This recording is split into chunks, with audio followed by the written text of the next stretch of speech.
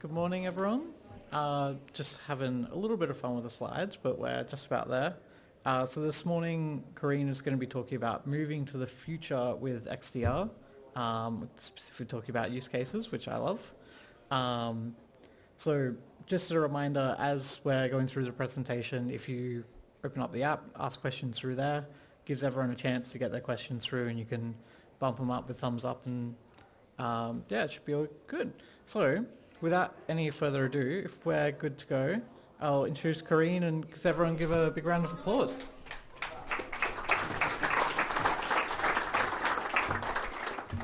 Good morning, everybody. We're still in the morning, and I just have to quickly pause for a moment and say thanks for bearing with us as security practitioners, with us as vendors, because I just love reading your body language when our marketers come up to you and say, can I scan your tag? You have this, I'm here at the conference, but you have this absolute reservation. So, just paying homage to the fact that you guys are absolutely outside of your comfort zone. So I'm loving it.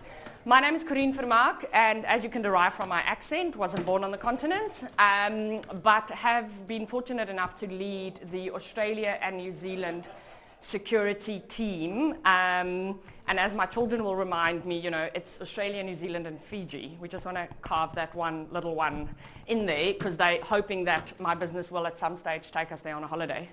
So I'm going to be talking about XDR today, and we're going to be building up into the use cases. And I'm hoping that I'm not going to say things that are groundbreaking, but I'm hoping that at least some of the data points that we're going to be discussing in some of these use cases today is valuable. And I'm a thorough believer in disseminating information. So if after the fact you loved some of my slides, come to me, you're welcome to have the deck. This is not my IP. The marketing head that built it will probably disagree with me, but there's stuff in here that's very valuable when we're talking to our business. So let's quickly have a look at where we are in Australia. Looking at the notifiable breaches that we have to report when we are under attack, we are obviously very aware with what is now being called the big three that there's an increase on attacks in our market. I mean, it absolutely goes without saying. None of the rankings have changed in the last 5 years.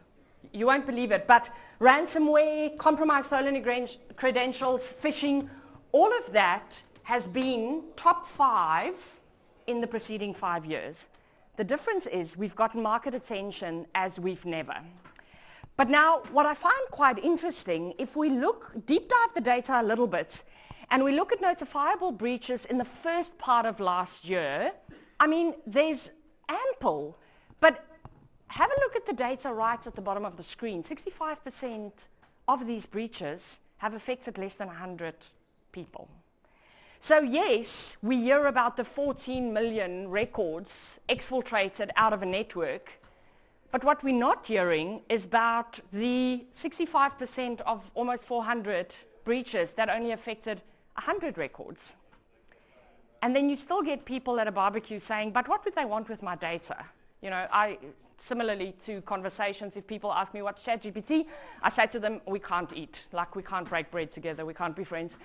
But when we look at the latter part of last year, there's a steep increase. Obviously, people are very aware. There's been a focus in our industry. Whose board called them post the first big board and said a blanket question like, are we secure? Raise your hand. Raise your hand. You can get a hat. The hat says, I was at AusCERT and my colleague got this hat for me. So there you go. We have these blanket questions around our industry that frustrate all of us and make up most of our conversations. But again, when we summarize this data, nothing is new. Malicious criminals are on the rise. Human error is actually down, which is quite interesting. I think people are running scared of clicking on things after what they've seen, and possibly the net effects of some of our awareness campaigns. System faults is up. I hear a number of tales, tall tales, short tales, whatever you want to call them, of heaps of admin passwords still being a single password or a very guessable password. Now, what I want to pause on for a moment is what we've seen in Australia, and I just want to dig in here a little bit. When we look at the weaponization of our breached data, we think about the massive organized crime attacks. And yes, that is a big part of what we're defending against. But at a civilization level, we're defending against $200 and a teenager with a connected computer. What do I mean by that? One of these teenagers that were arrested spent $200 on only 5,000 records of one of the big three that recently breached. Only 5,000 of the 14 million data records. So the sell, resell, and breaking up of these data sets are becoming the minimum barrier to entry. And yes, he was very creative. He creates a phishing SMS or a smishing campaign, having people update some of their data. His mom saw the money flowing into their bank accounts, and she started ordering Domino's. She's an accomplice in that case.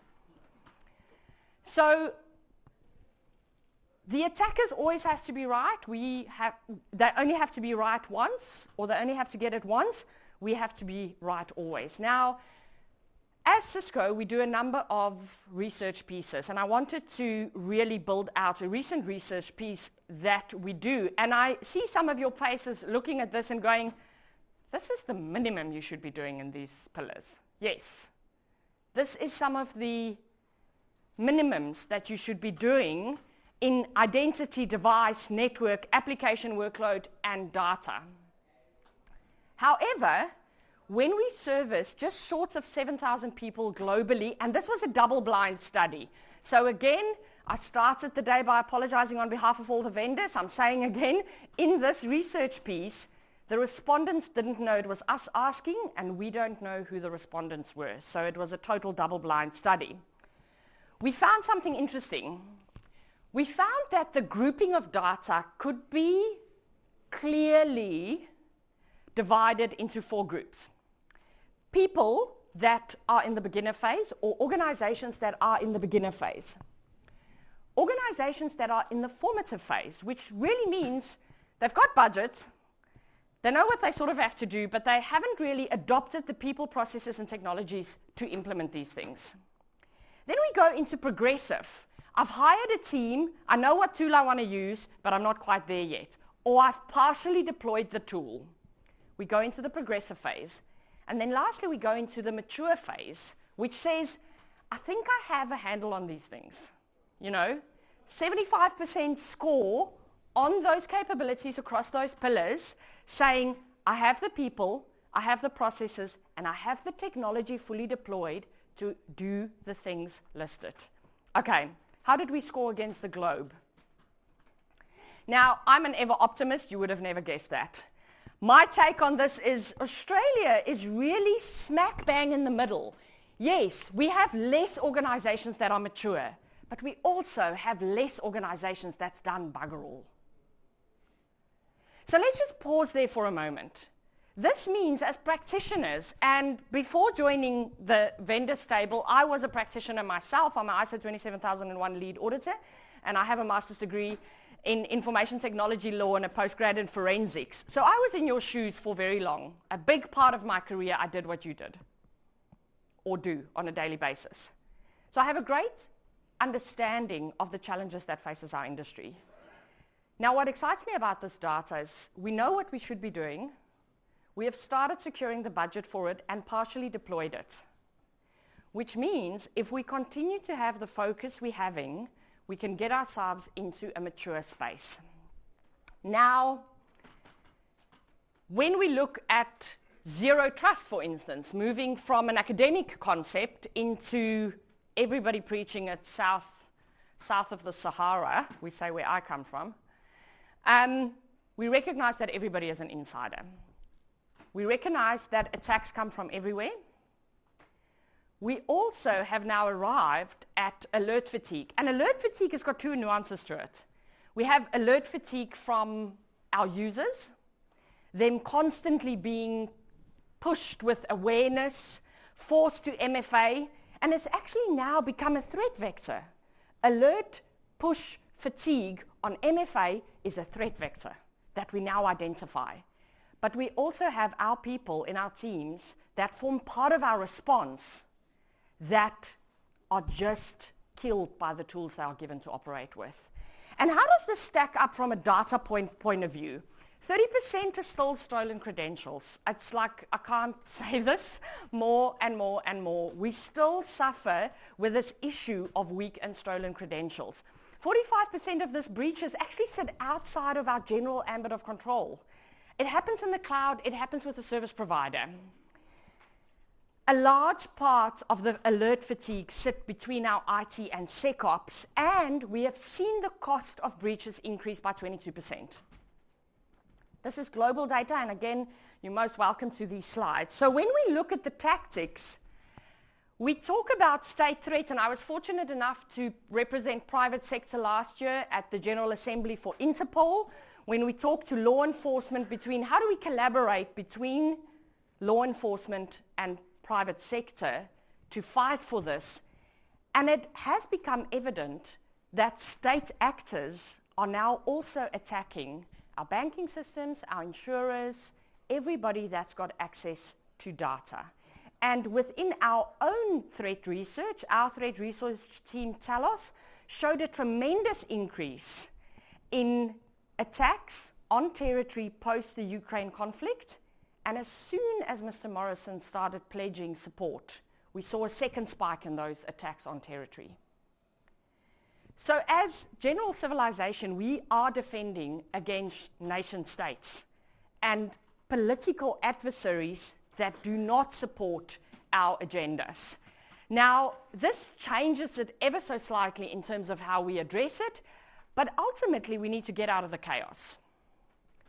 We've created chaos for ourselves.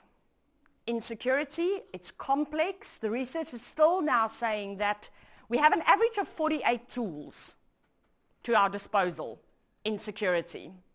But let's have a look at what's causing that clutter. First, tremendous complexity. Who thinks they have less than 48 tools in their environment? You have less than 48 tools in your environment. How many users do you have? Okay. Thanks for your confidence. Okay. One raise of hands saying not as many users, less than 48 tools in their environment. That creates blind spots. That creates a tremendous amount of blind spots.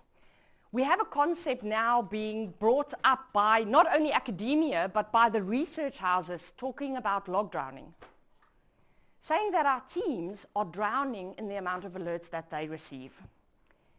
And then we talk about something that is probably the oldest part of my career, at least. As an early law practitioner, I specialized in technical service level agreements. And this concept around mean time to respond and mean time to repair or remediate is something that has followed us as technologists for many years.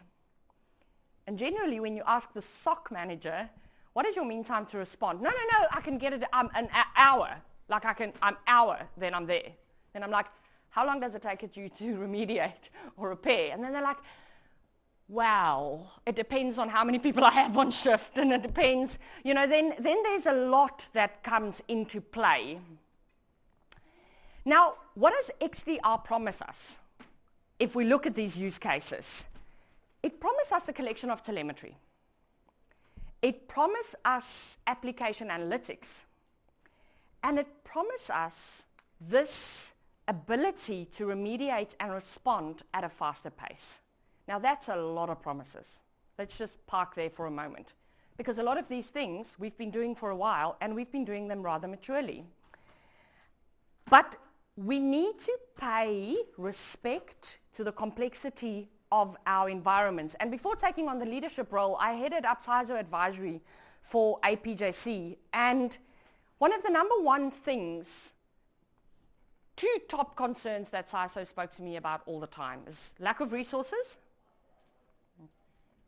and technical debt. We have so much in our system where we can't federate an identity. We just can't do it. So the challenges are outside of our control. The IDC, in explaining XDR as a discipline, really created this marriage between EDR and NDR. Yet when I ask organizations, how mature do you rank yourself on microsegmentation, they go, wow, it's a journey. It's not a destination. We are aspiring is the words that gets used. And I always love it. It depends on who's in the room because people start shifting their weight in their seat. They sort of sit on this side and then they turn to this side and they make these nervous gestures because it's something that we know we should be doing, but it's not something that we've matured in a lot of our networks to date. Now, firstly, I want to say to all the women in cybersecurity, how cool is it that the hacker is a girl? I love it. So for very many years, we've been fighting for our place in this industry. So I want to pause here for a moment and say, these political adversaries, this change of landscape from an adversary point of view really leaves us with a method of attack. Now, again, the method of attack is not new. We've had the Lockheed Martin kill chain now for, 20 years. Some people are nodding going, yes. We know how these attacks play out on our network, yet we are still challenged by the attack sequencing. We're still not focusing on how this plays out, and that ultimately is, I think, where XDR is going to change it for us. So let's take an example. Well-tailored email. Yes, we have trained our users for many years to spot grammar mistakes, which is now null and void after ChatGPT. Thank you very much. We no longer have grammar issues in the phishing mails. And then it accesses a questionable website or tries to establish a command and control connection, which leads to the device being compromised and the attacker gaining access, escalating privileges, and doing all of this. And there's a number of methods that you can go read up in terms of how this happened. But let's layer in, what does this mean from an alert and a log perspective? So going back one, we have these attack and log indications of compromise that come through a number of tools to us. We have this. Yet, it's not that easy to correlate across our environment. And then obviously we only have one vendor. We have one vendor doing it all for us. No. We have a number of vendors, and as we know, as soon as there's more than one vendor in the environment, it is rainbows and unicorns. We have everybody working together nicely. I can just pick up that ingress, and then we run with that data. And don't worry, we will correlate based on their language. It's all happy going from there. No. And I see a lot of you giggle because you just realize that if you could take integration off your plate, 70% of your projects will fall off the to-do list. So I used a bit of AI to layer in some contextuality in what we're doing. So firstly, I think what we're asking of our defenders is to be a humanoid that looks at a needle in the needle stack. That's what DALL-E AI draws for me if I ask them to draw a humanoid looking for a needle in a needle stack. Or we can look at ourselves as chaos surfers. Because it's really, we are almost always on the back foot in the way we've structured our security operations centers at the moment. So what are the use cases? We have to get our tools to focus on the way the attack plays out. We don't have a choice. We can't be bogged down in the logs anymore. We have to lift ourselves and look at lateral movement. I am really sorry but someone shouldn't have the ability to download 14 million records without an alarm going off somewhere. That's considered data hoarding. It's a concern index that's very visible on your network. Secondly, we need to turn potential false positives into validated incidents. This noise in our system is becoming unbearable. With the lack of resources, we can't address the noise in the system. And ultimately, we need to focus from cradle to grave, from initial compromise, and follow it across our tools to putting it to bed. Now, we have to solve for this environment, but we have to first pause and say, we are the only tech sub-industry that's got our own body for mental health. I'm going to say that slowly again. We are the only tech sub-industry that's got a body for mental health. The average tenure of a SOC analyst is 8 months. They don't survive. As CISO told me the other day, I literally had one of my analysts have a nervous breakdown, and we've now rotated them out into an audit role because they were so invested in their work that they just couldn't deal with the magnitude. It is my hobby to mentor young women into the industry, and one of the girls that I currently mentor found herself a safe spot, and she's pivoted into cybersecurity net new, and she found herself a safe spot in sort of awareness and culture. And she, in one of the mentor sessions, she said to me, we did a vulnerability scan on our network. Now this is she works within a large organization in Australia, and it's a very large network. She said, and there was like 200,000 vulnerabilities that came up. I said, well, that's not bad. That was a good scan. And she was like, no, man, I thought the tool was broken. I'm like, no, you guys are doing really well.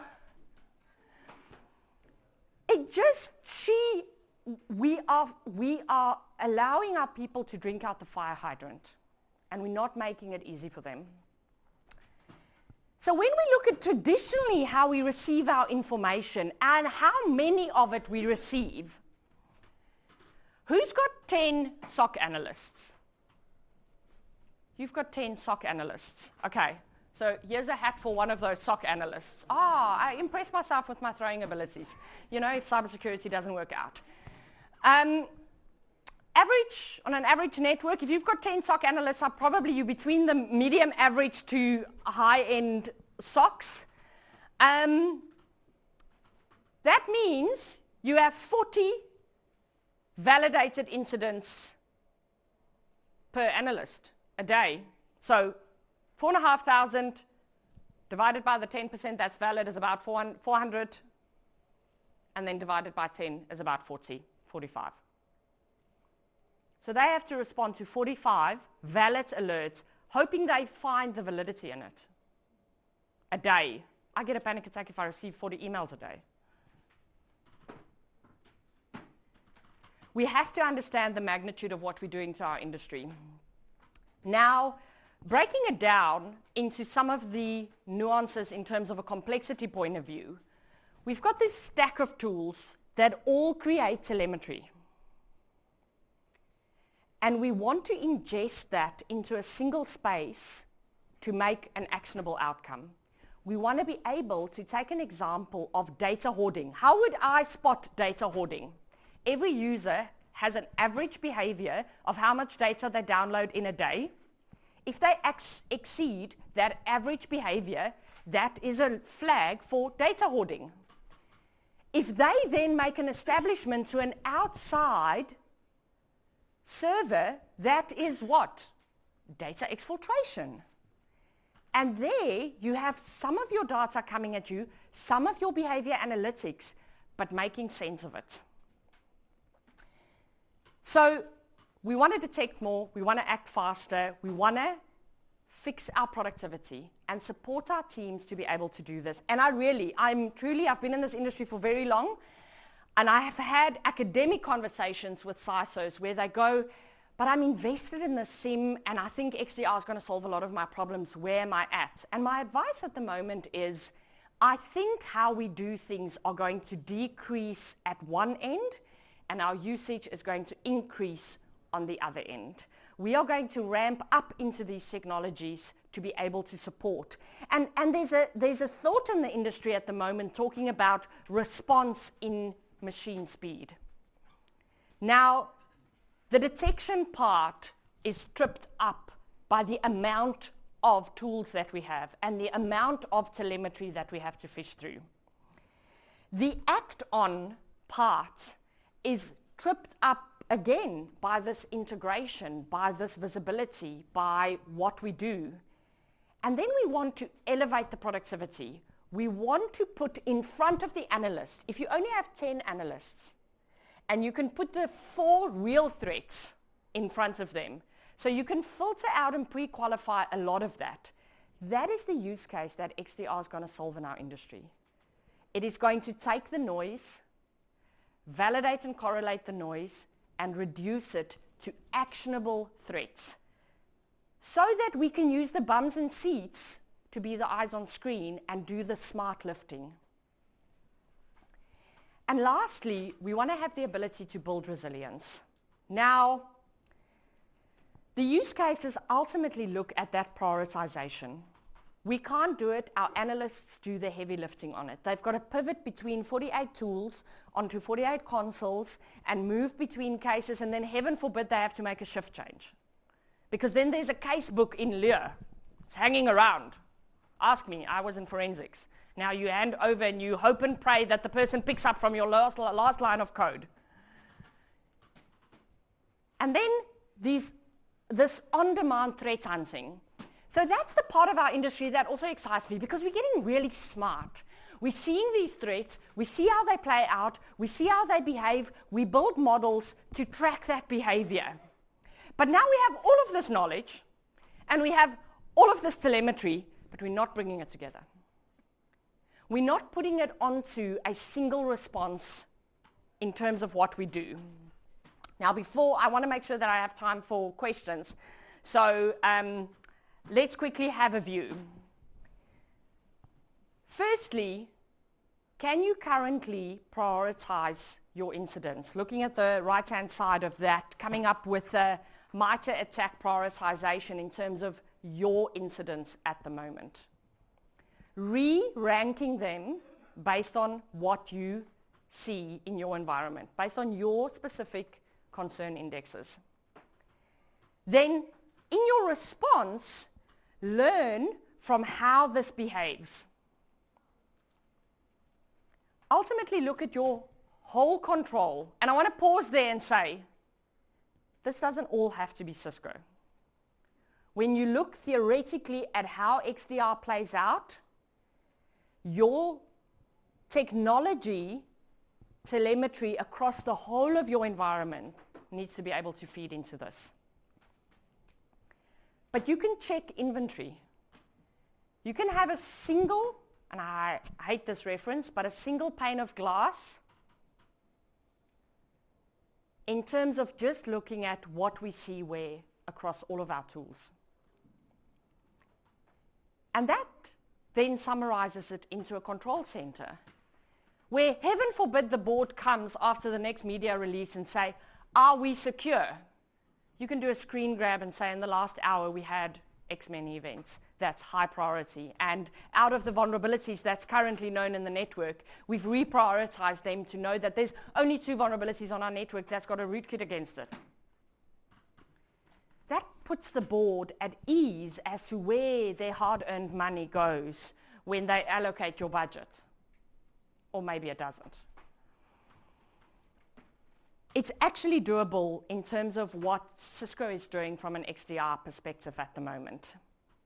We've got to break it down into the incremental milestones that XDR solves for in our environment. First, integration. Pre-built integrations to absorb your existing suite into the Cisco XDR capability. It's unprecedented in the market at the moment, and we are truly excited to have released this. The announcement was made at RSA. Then have the ability to do that unification across your whole estate. Do your orchestration with a low-code environment. What do I mean with a low-code environment? The playbooks for orchestration can be built by pulling commands into a visibility view. Automate and optimize. If you want to see a demo of this, come to our stand, ask for Jamie. Jamie's got a live environment around this, and that he can show you a lot more in terms of what we're doing from an XDR point of view. Now, before I ask for questions, I'm going to give you a word. The word is McFly, in line with our punk rock or steam rock or whatever our event theme is. You say very high. I'm a massive nerd, so I'm very low on pop culture.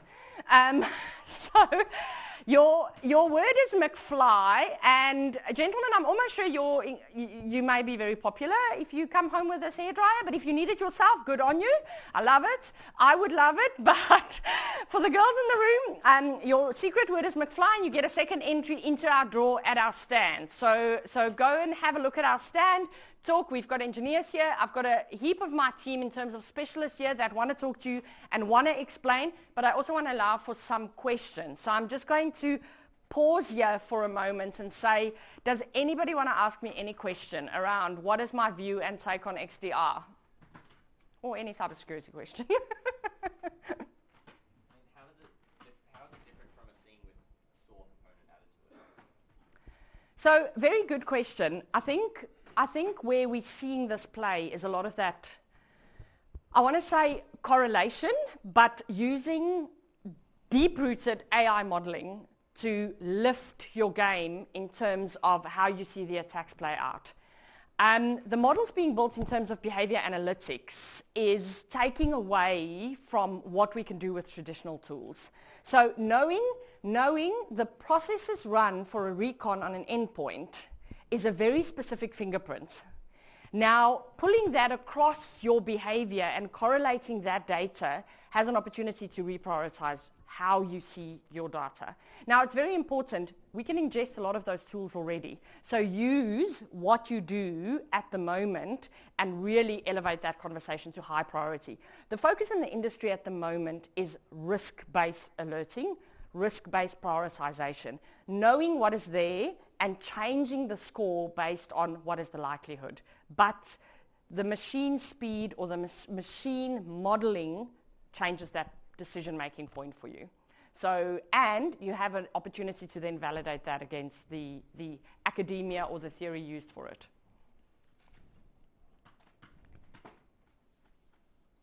Any other questions? We don't have more questions. If you want to come and ask me something after the fact, you're most welcome to do that. I'll be either here in the corridor or at the stand for the remainder of the afternoon. If you can't get hold of me, at the stand is one of my really senior guys. His name's Dan, so just ask for Dan. Okay.